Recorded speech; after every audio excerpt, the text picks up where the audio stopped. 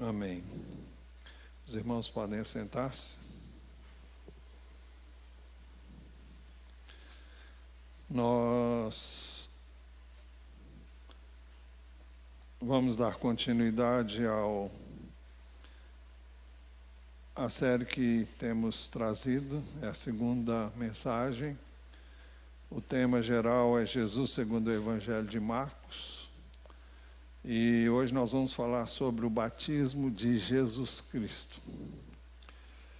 E o texto básico está em Marcos. Estou observando agora que, a partir do versículo 12. Mas nós vamos começar no versículo 9. De 9 a 11. Eu li aqui errado. O texto básico é capítulo 1, versículos 9 a 11.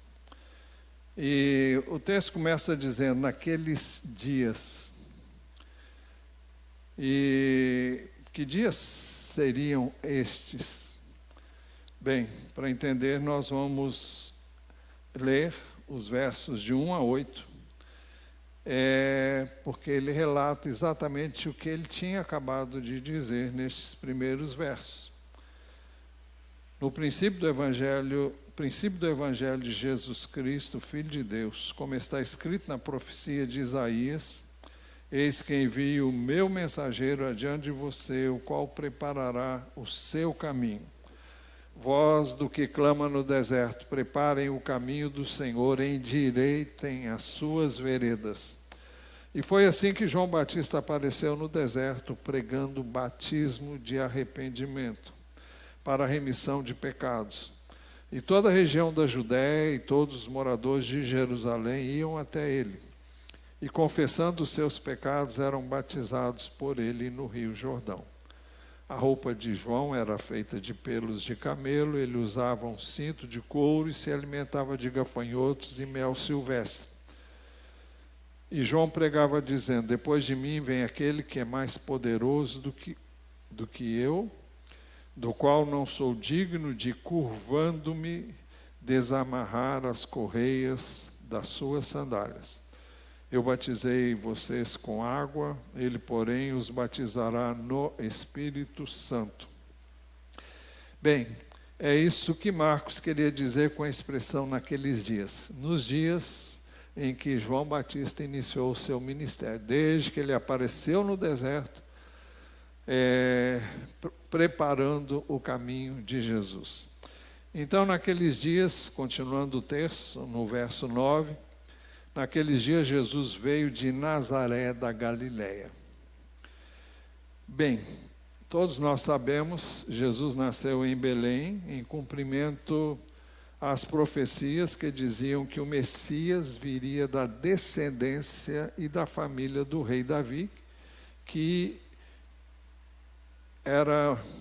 havia nascido em Belém. E por isso que quando os três magos, chegaram a Jerusalém, eles falaram que eles tinham vindo para adorar o Senhor, o Rei. E o texto nos diz a partir do verso 4, no capítulo 2 de Mateus. Então Herodes convocou todos os principais sacerdotes e escribas do povo e lhes perguntou onde o Cristo deveria nascer. E eles responderam, em Belém da Judéia, porque assim está escrito por meio do profeta. E você, Belém, terra de Judá, de modo nenhum é a menor entre as principais de Judá, porque de você sairá o guia que apacentará o meu povo Israel. Essa é uma profecia de Miqueias, está registrada em Miqueias capítulo 5, verso 2. Só que a maneira como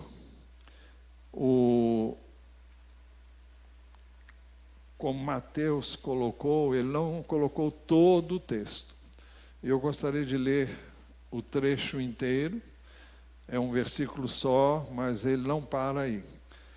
Miqueias 5:2 diz assim: você, Belém Efrata, esse era o nome original de Belém, que é pequena demais para figurar como grupo de milhares de Judá, de você me sairá aquele que há de reinar em Israel, e cujas origens são desde os tempos antigos, desde os dias da eternidade. Isso mostra Jesus como aquele que existe desde os tempos da eternidade. Isso, por razões que eu não sei, não foi colocado por Mateus.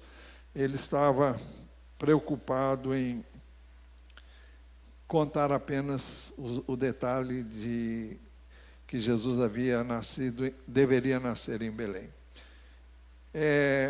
Por razões que não conhecemos, José e Maria moravam em Nazaré, na Galiléia, quando Jesus foi concebido sobrenaturalmente pelo Espírito Santo de Deus. O anúncio do nascimento de Jesus foi feito a Maria quando eles estavam então em Nazaré. E Lucas 1, 26 e 27 registram esse fato, dizendo: no sexto mês, o sexto mês da gravidez de João Batista, o anjo Gabriel foi enviado por Deus a uma cidade da Galiléia chamada Nazaré, a uma virgem que estava comprometida a casar com um homem da casa de Davi, cujo nome era José. A virgem se chamava Maria. Então, como dissemos, não há como saber a razão pela qual José e Maria moravam em Nazaré. Eles estavam lá, ambos estavam lá, e ela havia sido prometida a ele, tinha um casamento marcado, mas não sabemos por que eles estavam lá. Muito bem, o texto continua dizendo no verso 9: naqueles dias Jesus veio de Nazaré, da Galiléia, e foi batizado por João no Rio Jordão. É só isso que Marcos diz. Agora, a pergunta que fazemos é: por que Jesus foi batizado por João, se ele não tinha pecado e João pregava batismo de arrependimento? Bem, João Batista inicialmente relutou em batizar Jesus. E quem registra esse detalhe é o Evangelho de Mateus 3, versos 13 a 15. Por esse tempo, Jesus foi da Galiléia para o Rio Jordão, a fim de que João o batizasse. João, porém, quis convencê-lo a mudar de ideia, dizendo: eu é que preciso ser batizado por você, e é você que vem a mim? Mas Jesus respondeu: deixe por enquanto, porque assim nos convém cumprir toda a justiça. Então ele concordou. Isso é, João concordou. Essa expressão, assim nos convém cumprir toda a justiça, qual é o significado disso? Primeiro, queremos citar o Evangelho de João, capítulo 6, versículo 38. Jesus disse a que veio e com que propósito ele veio. João 6, 38, ele diz: porque eu desci do céu, não para fazer a minha própria vontade, mas a vontade daquele que me enviou. Então Jesus veio para obedecer tudo aquilo que o Pai havia determinado a ele. E Jesus deveria ser, como foi até o fim, um exemplo, um modelo de obediência em tudo. Então, a justiça de Deus deveria ser cumprida em Jesus, porque ele é a manifestação da justiça de Deus.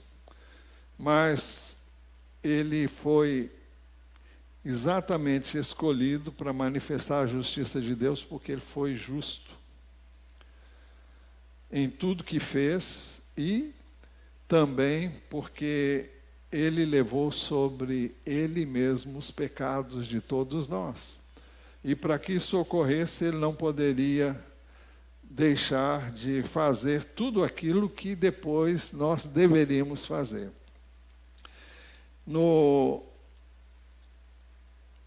Na segunda epístola do apóstolo Paulo aos Coríntios, no capítulo 5, no versículo 21,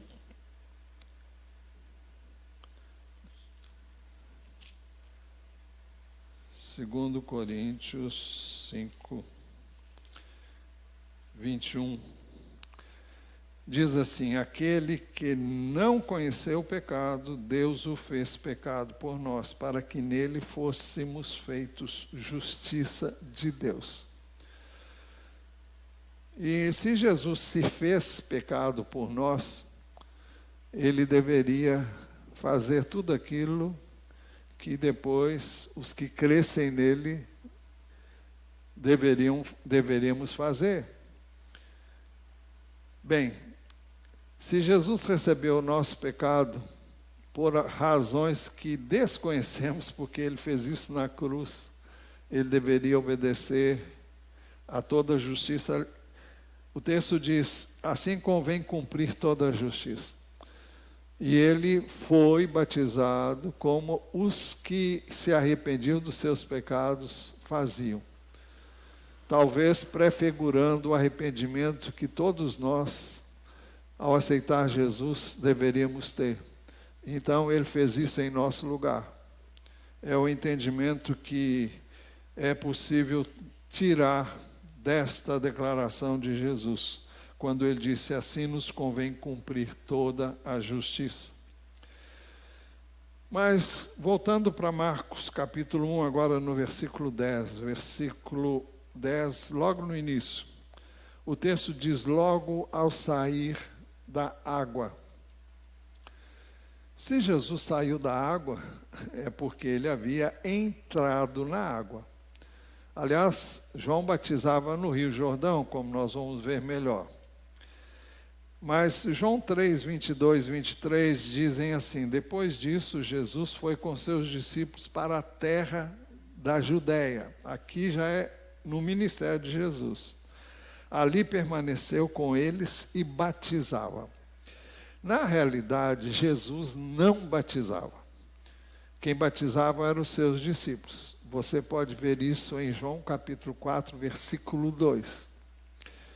Mas no versículo 23 de João 3, 23 diz assim: ora, João também estava batizando em Enom, perto de Salim, porque ali havia muitas águas, e o povo se dirigia para lá e era batizado. Qual o significado desse muitas águas? Era um lugar profundo que permitia as pessoas serem imersas, como só deve acontecer com batismo por imersão. Nós vimos no domingo passado, quando vimos o início do capítulo 1, nos versos de 1 a 8, nós vimos que a palavra batismo vem do grego bapto, ao qual se acrescentou o sufixo ismos, para formar baptisma, que significa imersão, e o verbo baptizem significa imergir, mergulhar. Por isso, Jesus o texto diz que logo ao sair da água. E essa é uma das razões, já expliquei no domingo passado, volto a dizer, pelas quais nós batizamos por imersão. Até porque o significado do batismo que é colocado pelo apóstolo Paulo na epístola que ele escreveu aos Romanos, no capítulo 6, versos de 1 a 5, de 1 a 4, principalmente, ele mostra que através de Jesus, nós somos batizados em Jesus, e ao sermos batizados imersos em Jesus, nós morremos com Ele, nós fomos sepultados com Ele, ressuscitamos com Ele. E o batismo nas águas é exatamente uma figura física de algo que acontece conosco, os que fomos batizados no corpo de Cristo e passamos a ser dele. Bem, ainda agora no capítulo Marcos 1:10, agora a segunda parte do texto. O versículo diz assim: Jesus viu o céu se abrindo e o Espírito descendo como pomba sobre ele. Jesus viu o céu se abrindo e o Espírito descendo como pomba sobre ele. É uma referência ao Espírito Santo. E João Batista deu este testemunho acerca de Jesus. João 1:32. E João testemunhava dizendo: vi o Espírito descer do céu como pomba e pousar sobre ele. Por que ele viu? Porque foi ele quem batizou Jesus nas águas. E isso se deu exatamente quando Jesus estava sendo batizado nas águas. Lucas 1:3, 21 e 22 dizem assim: ao ser todo o povo batizado, Jesus também foi batizado. E aconteceu que, enquanto ele orava, o céu se abriu. O Espírito Santo desceu sobre ele em forma corpórea como pomba. Muitos vêm aqui e eu devo dizer que eu concordo. O batismo de Jesus no Espírito Santo. Você vai dizer? Ele precisava ser batizado no Espírito Santo? Eu creio que sim. Isso vai nos ajudar a entender o que é o batismo no Espírito Santo. Observe que o texto diz assim: Jesus viu o céu se abrindo e o Espírito descendo como pomba sobre ele. Depois João testemunha dele dizendo: viu o Espírito descer do céu como pomba e pousar sobre ele. Lucas 3, 21 e 22 diz: ao ser todo o povo batizado, Jesus também foi batizado. E aconteceu que enquanto ele orava, o céu se abriu. O Espírito desceu sobre ele em forma corpórea como pomba. Bom, Lucas não diz que foi sobre, mas os outros evangelhos dizem. Vamos ver o que João disse sobre isso também. João 1, 33 e 34. A palavra sobre significa revestimento. E a palavra batismo, como já vimos, fala de imersão. Mas o termo sobre é aplicado na Bíblia desde o Velho Testamento para revelar capacitação de Deus, capacitação espiritual para alguém realizar um ministério específico. João 1, 33, 34 diz assim: eu não o conhecia. Aquele, porém, que me enviou a batizar com água, me disse: aquele sobre quem você vir descer e pousar o Espírito Santo, esse é o que batiza no Espírito Santo. Pois eu mesmo vi e dou testemunho de que ele é o Filho de Deus. Por que que o Espírito de Deus veio sobre ele exatamente no momento em que ele foi batizado? O batismo de Jesus nas águas marcou também o início do seu ministério. E o início do ministério dele foi marcado pelo revestimento de poder para ele exercer o seu ministério. É isso que significa o batismo no Espírito Santo, é revestimento de poder. Atos 1:8. Jesus, pouco antes de subir aos céus, ele disse: mas vocês receberão poder ao descer sobre vocês o Espírito Santo, e serão minhas testemunhas, tanto em Jerusalém como em toda a Judéia e Samaria e até os confins da terra. Então vocês observam que o poder que Jesus disse que os seus discípulos receberiam, mas vocês receberão poder ao descer sobre vocês o Espírito Santo.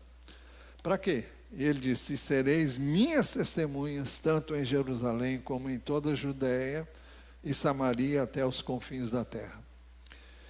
A menos que nós sejamos revestidos do poder do Espírito, nenhum de nós pode testemunhar de Jesus com ousadia, com intrepidez, com coragem, com unção, como fizeram os apóstolos depois do dia de Pentecostes.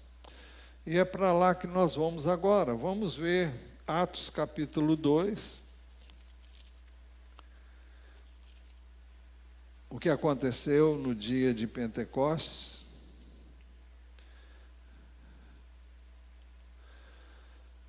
Ao cumprir-se o dia de Pentecostes, estavam todos reunidos no mesmo lugar. De repente veio do céu um som como de um vento impetuoso e encheu toda a casa onde estavam sentados. E apareceram distribuídas entre eles línguas como de fogo, as quais pousaram sobre cada um deles. Observem o termo, pousaram sobre cada um deles. Todos ficaram cheios do Espírito Santo e começaram a falar em outras línguas, segundo o Espírito lhes concedia que falassem. Observem que as línguas de fogo pousaram sobre cada um deles.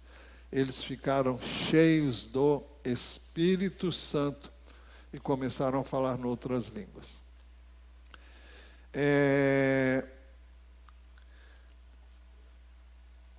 O falar em outras línguas é uma evidência, uma das evidências do batismo no Espírito Santo, embora nem sempre as pessoas que são batizadas no Espírito falam em línguas imediatamente. Eu fui batizado no Espírito Santo em 72, vinha falar em línguas quando já estava aqui.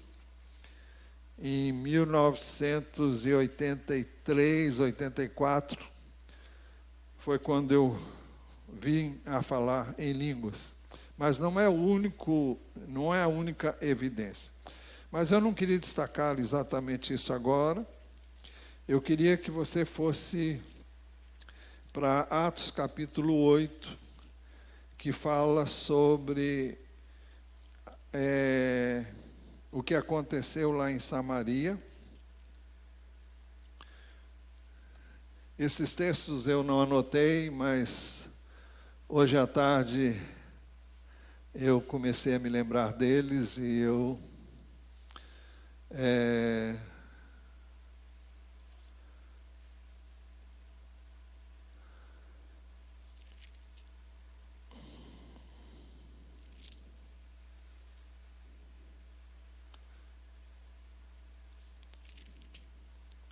Bem, capítulo 8. Filipe prega em Samaria e o verso 14 diz: quando os apóstolos que estavam em Jerusalém ouviram que o povo de Samaria tinha recebido a palavra de Deus, enviaram-lhe Pedro e João. Tinham recebido a palavra, tinham crido em Jesus. Chegando ali, oraram por eles para que recebessem o Espírito Santo, pois o Espírito ainda não havia descido sobre nenhum deles. Eu não sei se vocês se lembram, no domingo passado nós mostramos que quando Jesus ressuscitou dentre os mortos, ele soprou sobre os seus discípulos e disse para eles: recebam o Espírito Santo. Mas o Espírito Santo desceu sobre eles no dia de Pentecostes. Aqui em Samaria eles receberam a palavra, creram em Jesus, foram receberam a palavra, mas ainda não tinham recebido o Espírito Santo, que não tinha vindo sobre eles. Então lhes impuseram as mãos e eles receberam o Espírito Santo. Muito bem. Outra evidência disso está em Atos 10. Os últimos versos do capítulo 10, lá 43, deixe-me ver, 40. Pedro está pregando na casa de Cornélio. No verso 44. Enquanto Pedro falava estas palavras, ele pregou o Evangelho, o Espírito Santo caiu sobre todos os que ouviram a mensagem. E os fiéis que eram da circuncisão, que tinham vindo com Pedro, admiraram-se, porque também sobre os gentios foi derramado o dom do Espírito Santo, pois eles os ouviam falando em línguas e engrandecendo a Deus. Então Pedro disse: será que alguém poderia recusar água, isto é, para o batismo, e impedir que sejam batizados estes que, assim como nós, receberam o Espírito Santo? E ordenou que fossem batizados em nome de Jesus Cristo. Muito bem. É o único caso registrado na Bíblia em que ocorre o batismo no Espírito Santo junto com a conversão da pessoa. Isso, não estou dizendo que isso não possa acontecer, não. Pode acontecer, e conheço outros casos, não na Bíblia, mas em que isso ocorreu. Mas, normalmente as pessoas creem em Jesus, elas recebem Jesus, chegam até a ser batizadas nas águas, e depois o batismo no Espírito Santo vem a ser uma experiência posterior. E eu repito, pode haver manifestação do dom de línguas ou não. E aqui na Bíblia nós temos casos no caso aqui, diz que falavam em línguas engrandecendo a Deus. São línguas de adoração. Depois nós temos um registro no capítulo 19. São os 3 lugares no livro de Atos dos Apóstolos onde se mencionam estes fatos. Paulo chega à cidade de Éfeso, e aconteceu que enquanto Apolo estava em Corinto, Paulo, tendo passado pelas regiões mais altas, chegou a Éfeso, encontrando ali alguns discípulos, perguntou-lhes: vocês receberam o Espírito Santo quando creram? Ao que eles responderam: pelo contrário, nem mesmo ouvimos que existe o Espírito Santo. Paulo perguntou: então, que batismo vocês receberam? Eles responderam: o batismo de João. João pregava o batismo de arrependimento, mas não era o batismo pela fé em Jesus. Então explicou: João realizou o batismo de arrependimento, dizendo ao povo que cresce naquele que viria depois dele, a saber, em Jesus. Eles, tendo ouvido isso, foram batizados em nome do Senhor Jesus, ou seja, eles foram batizados nas águas. Eles foram batizados em nome do Senhor Jesus. E quando Paulo lhes impôs as mãos, o Espírito Santo veio sobre eles. E tanto falavam em língua como profetizavam. Se você se der ao cuidado de observar, eu não sei se é Números, se não me engano é Números 11, onde fala que Moisés carregava uma carga muito grande, porque ele fazia tudo sozinho. E, bom, ele recebe orientação de Jetro, recebe orientação de Deus, e Deus determinou que ele escolhesse 70 pessoas, líderes dentre o povo, e ele fez isso. E a Bíblia diz que Deus tirou do Espírito que estava sobre ele, e este Espírito foi colocado sobre cada um dos 70. Para quê? Moisés tinha o Espírito de Deus porque ele era líder do povo e ele era um instrumento nas mãos de Deus, capacitado para tirar o povo do Egito e conduzir o povo até a terra prometida. O que fariam esses 70? O mesmo trabalho que ele fazia de julgar o povo, ouvir o povo e decidir as questões. Então ele dividiu essa tarefa com eles, mas para eles fazerem essa tarefa, eles precisavam de revestimento de poder. Bem, o que aprendemos com isso? Que é importante que nós busquemos o revestimento de poder do Espírito para servir a Deus. Revestimento do poder do Espírito, ou o batismo no Espírito Santo, é a capacitação que Deus nos dá para exercermos os dons espirituais, ou melhor, dons ministeriais. Não vamos falar sobre isso agora, existe uma diferença entre dons ministeriais e dons do Espírito. Os dons do Espírito se manifestam de acordo com a vontade do Espírito Santo. Os dons ministeriais, alguns deles são mencionados em Efésios, outros no final do capítulo 12 de 1 aos Coríntios. Mas no capítulo 4 de Efésios, a partir do verso 11, e dizia: ele deu uns para apóstolos, outros para profetas, outros para evangelistas e outros para pastores e mestres. O que são esses? São ministérios que foi concedido a determinadas pessoas para exercerem esses ministérios. É Deus chamando pessoas para exercerem continuamente esse serviço. Ministério e serviço são uma só palavra. E Deus chama, Deus vocaciona, Deus prepara, Deus unge, Deus capacita para serviço integral, é o tempo todo. A pessoa não é pastor só quando o Espírito Santo se manifesta. Ela é pastor o tempo todo. O apóstolo é apóstolo o tempo todo. O profeta mesmo é profeta o tempo todo. Não significa que ele profetize o tempo todo, mas ele é profeta, ele foi chamado para ser profeta. É alguém que é chamado para ser. Então, existe essa distinção, mas isso requer um estudo mais pormenorizado que nós não estamos fazendo agora. Bem, o texto continuando em Marcos 1:11 agora. Então veio uma voz dos céus que dizia: você é o meu filho amado, em você me agrado. Então veio uma voz dos céus que dizia: você é o meu filho amado, em você me agrado.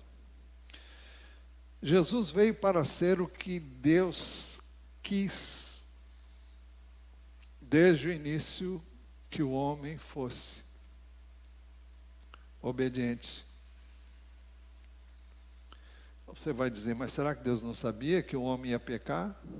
Com certeza sabia. Mas ele não criou um robô, ele criou alguém com capacidade de fazer escolha. Eu já disse que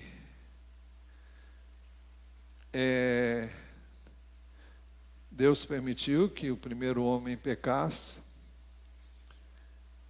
experimentasse do pecado, e agora dá a oportunidade do homem de sair dessa situação, de viver a sua própria vida, de fazer a sua vontade, para receber de Jesus perdão, purificação e recebê-lo como Senhor, para a obediência a Ele, para servi-lo a Ele, não porque Deus o criou para ser assim, isto é, criou como se fosse um robô, não. Ele conheceu o pecado, experimentou o pecado, e a pergunta é assim: está gostando do jeito que está? Se você não está gostando, tem uma saída para você. Bem, Jesus veio então para ser o que Deus sempre quis que o primeiro ser humano, Adão, fosse. Jesus foi perfeito em tudo. Sobretudo, o destaque principal foi a obediência. Por isso, mais tarde, Jesus diria, João 8, 28 e 29. Então Jesus disse: quando vocês levantarem o Filho do Homem, então saberão que eu sou. E que nada faço por mim mesmo, mas faço como o Pai me ensinou. E aquele que me enviou está comigo. Não me deixou só, porque eu faço sempre o que lhe agrada. Porque eu faço sempre o que lhe agrada. Sempre. E o que foi que o Pai disse para ele? Então veio uma voz dos céus que dizia: você é o meu filho amado, em você me agrado. Eu tenho prazer em você. Bom, esse é o testemunho que Deus deu acerca de seu filho. João fala do testemunho que Deus dá acerca do seu filho. Quem crê nesse testemunho tem a vida, quem não crê, João capítulo 5, versículo, se não me engano, a partir do versículo 10, 11, 12, 13, falam sobre isso. Bem, concluindo esse texto que nós reservamos para trazer para os irmãos hoje, sobre o batismo nas águas de Jesus, e o que poderíamos chamar também do seu batismo no Espírito, que inaugurou o ministério, o início do ministério de Jesus. Você pode perguntar, será que Jesus não tinha o Espírito Santo? Claro que tinha. Ele veio como homem, tinha 12 anos, quando ele se reuniu com os mestres, e ele estava discutindo com eles no templo, e todos se admiravam da sua sabedoria. Sabedoria que não era do homem, do ser humano, mas era de Deus. Mas concluindo então, eu não poderia deixar de dizer algo que é muito importante, que o texto nos permite entender. Aqui neste trecho das Escrituras, nós podemos ver de forma clara e distinta Deus na pessoa do Pai, do Filho e do Espírito Santo. Existe uma confusão tremenda no meio do povo de Deus. Eu vejo gente chamando Jesus de Pai,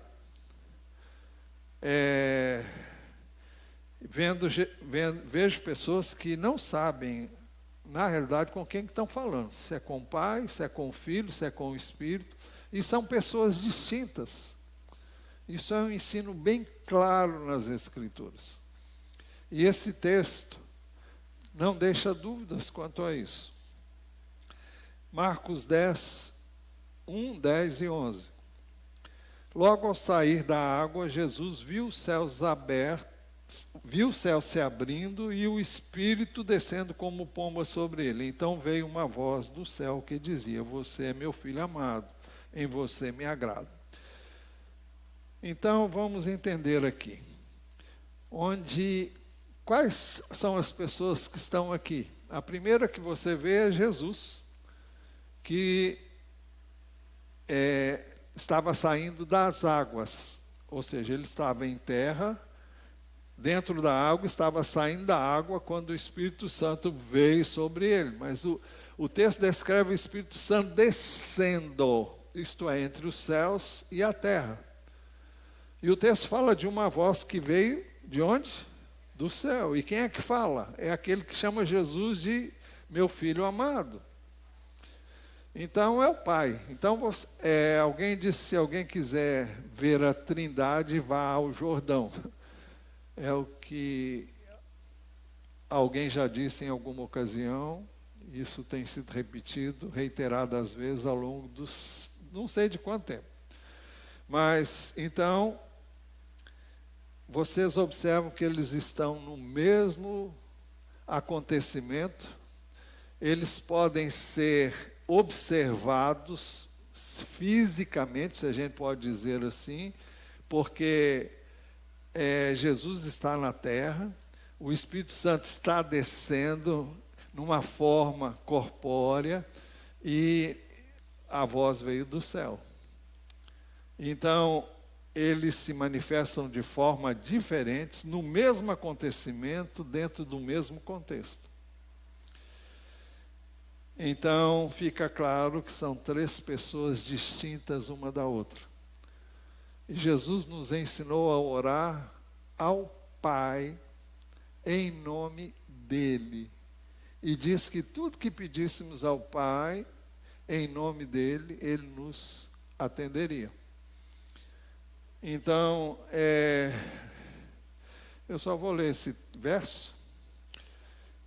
Está em João, capítulo 16, se não me engano, 22 e 23. Deixe-me ver se é isso mesmo. João 16,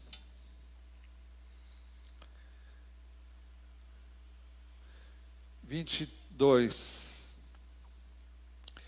Naquele dia vocês não me perguntarão nada. Em verdade lhes digo, se pedirem ao Pai alguma coisa em meu nome, Ele lhes concederá. Até agora vocês não pediram nada em meu nome. Peçam e receberão, para que a alegria de vocês seja completa. Se pedirem ao Pai alguma coisa em meu nome, Ele lhes concederá. Bem, então é por isso que nós oramos em nome de Jesus. Quando nós, no final da oração, encerramos a oração em nome de Jesus, nós estamos fazendo o que Jesus mandou que nós fizéssemos. Não estamos orando em nosso nome. E por que não devorar em meu nome? Porque o meu acesso diante do Pai me é dado por causa do que Jesus fez por mim e fez por você na cruz do Calvário. Para tanto, Ele derramou o seu sangue. A Bíblia diz que quando Ele entregou o seu Espírito na cruz do Calvário, o véu do templo se rasgou de alto a baixo. Isso significa que eu e você agora temos acesso ao Pai por meio de Jesus. Foi necessário a morte dele, foi necessário o derramamento do sangue dele, para que eu e você tivéssemos acesso à presença dele. E o Espírito Santo é o penhor, é a garantia da nossa herança. É até que nós passemos desse mundo para melhor. Até lá, Ele é que nos dá a certeza, a convicção de que nós somos de Deus em Jesus Cristo. Os três exercem papéis, são Deus, exercem papéis distintos em cada contexto, mas uma coisa é impressionante, você vai ver os três sempre juntos. Você não os vê separado. Eles não falam em nome de um, eles falam em nome de todos. E sempre que em todos os textos onde nós podemos ver a manifestação de Deus, nós podemos observar claramente que eles estão juntos. Naturalmente, não é em toda a Bíblia, em toda hora que você vê isso, mas você vê isso muito claramente. Eles estão sempre juntos. E um dos textos que nós poderíamos citar é o de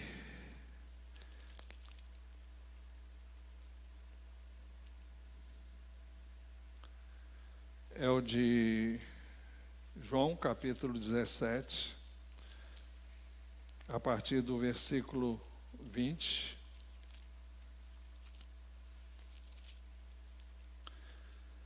Se não me engano, eu citei esse texto hoje de manhã, num contexto que eu não me lembro mais, mas a partir do versículo 20, Jesus está orando pelos seus discípulos.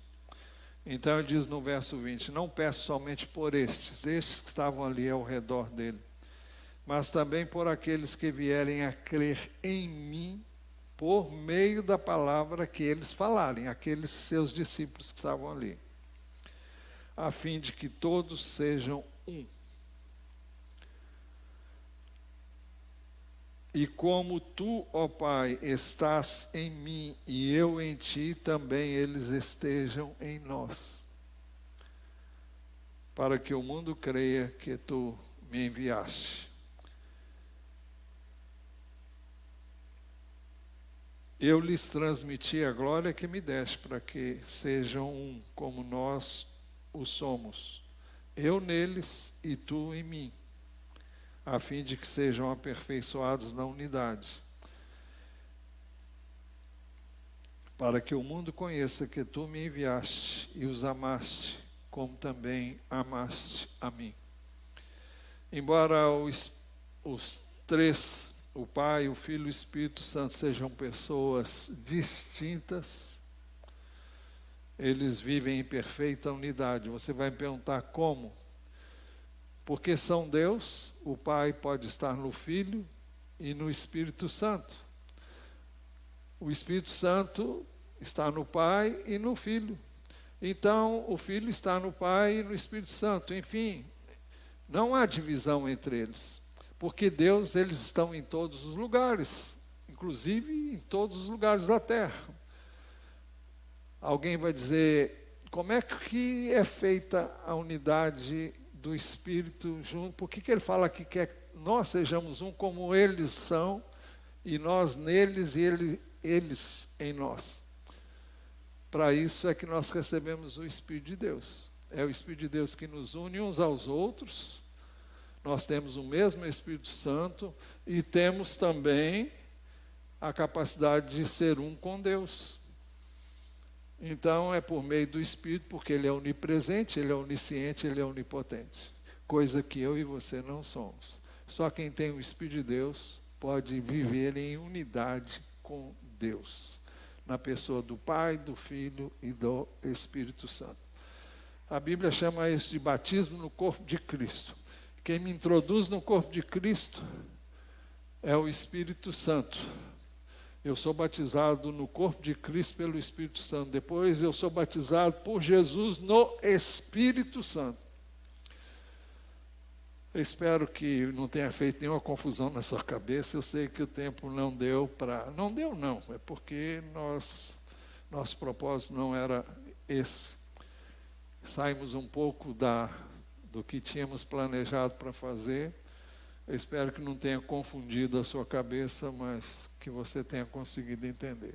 Se você tiver alguma dúvida, eu estarei pronto a esclarecer após o culto, se eu puder ajudar. Vamos fechar os olhos. Eu acho que se você tem crido em Jesus e não tem ainda a experiência do batismo no Espírito, você deve orar, pedindo a Deus que revista você do poder do Espírito. Agora, você não é revestido do poder do Espírito para falar em línguas. Você é revestido do poder do Espírito para testemunhar de Jesus. Falar em línguas é um detalhe, é uma bênção. Mas o revestimento é quase que uma evidência, mas o propósito é que eu e você testemunhamos de Jesus e exerçamos os dons que Ele nos deu e quer que nós realizemos. Amém? Então, vamos orar. Senhor, nós buscamos a Tua face, Te damos graças e pedimos que Tu estejas concedendo ao Teu povo o desejo de ser revestido do poder do Espírito, para que por meio dele todos nós possamos testemunhar com ousadia, com intrepidez, com coragem, com autoridade, com liberdade, com toda a unção, para que as pessoas ouçam, possam compreender e fazer a sua escolha de receber ou rejeitar Jesus. Que o Senhor nos faça instrumentos teus, conceda dons ao teu povo, à tua igreja, para que ela seja operosa e abundante na realização do teu plano e do teu propósito para a igreja do Senhor. Nós oramos no nome precioso do Senhor Jesus.